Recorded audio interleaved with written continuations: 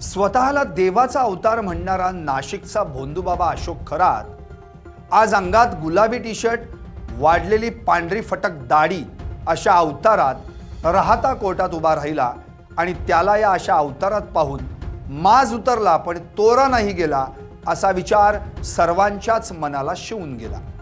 न्यायाधीशांनी त्याला विचारलं, काही सांगायचंय का?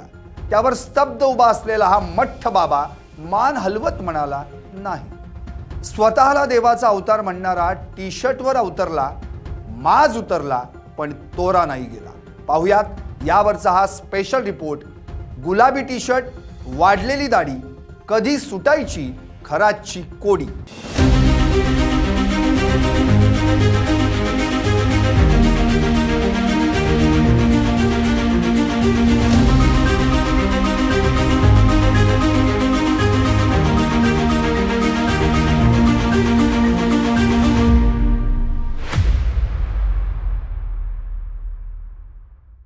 नमस्कार, मी संदीप आणि तुम्ही पाहताय LS मराठी। नाशिक कोर्टानं खरातला 9व्या गुन्ह्यात न्यायालयीन कोठडी सुनावल्यानंतर शिर्डी पोलिसांनी त्याला शिर्डीतील जमीन फसवणूक आणि खाजगी सावकारी प्रकरणात सोमवारी नाशिकमधून SIT कडून ताब्यात घेतलं आणि आज नगरमधील राहता कोर्टात हजर केलं। RCPच्या तुकडीसह मोठ्या पोलीस बंदोबस्तात खरातला न्यायालयात हजर करण्यात आलं। स्वतःला देवाचा अवतार म्हणणारा हा खरात गुलाबी टी शर्टवर कोर्टात अवतरला। आरोपींनी कशा पद्धतीने व्यवहार केले, एवढी मोठी रक्कम जमीन घेण्यासाठी कुठून आली, याच्या तपासासाठी आरोपीला जास्तीत जास्त पोलीस कोठडी मिळावी असा युक्तिवाद सरकारी वकील गौरव बोर्डे यांनी केला। त्यानंतर तपासी अधिकारी निवांत जाधव यांनी युक्तिवाद केला। गुन्हा गंभीर आहे, त्यामुळे आम्हाला आरोपीची चौकशी करायची आहे। जमीन खरेदी केली तेव्हा पैसे कुठून मिळाले याचा तपास करायचा आहे। व्याजाचे पैसे कुणी वाटून घेतले, या गुन्ह्यातील दुसरी आरोपी अशोक खरातची पत्नी कल्पना खरात फरार आहे, तिच्याकडून देखील आणखी माहिती घ्यायची आहे।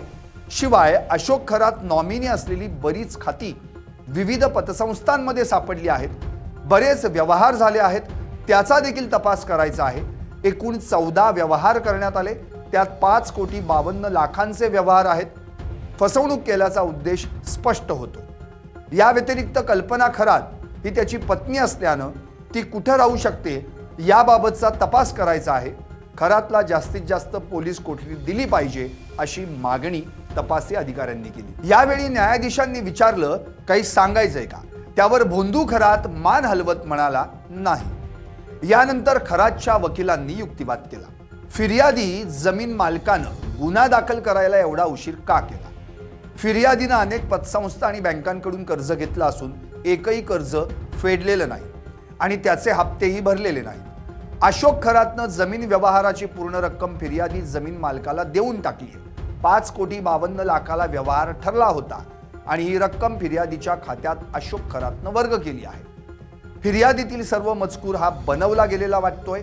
खरातवर नाशिक येथे गुन्हा दाखल झाल्यानंतर ही संपूर्ण प्रक्रिया फिर्यादीला विश्वासात घेऊन शिर्डी पोलिसात करण्यात आली। या संपूर्ण व्यवहारात रकमेचा परतावा देण्याचं म्हटलं आहे, मग पोलिसांनी सावकारीचं कलम का लावलं? फिर्यादी FIR मध्ये म्हणतोय की मी रकमेचा परतावा देणार आहे। पोलिसांना कल्पना खरात मिळून येत नाही म्हणून कल्पना खरात फरार आहे असं शिर्डी पोलीस म्हणत आहेत।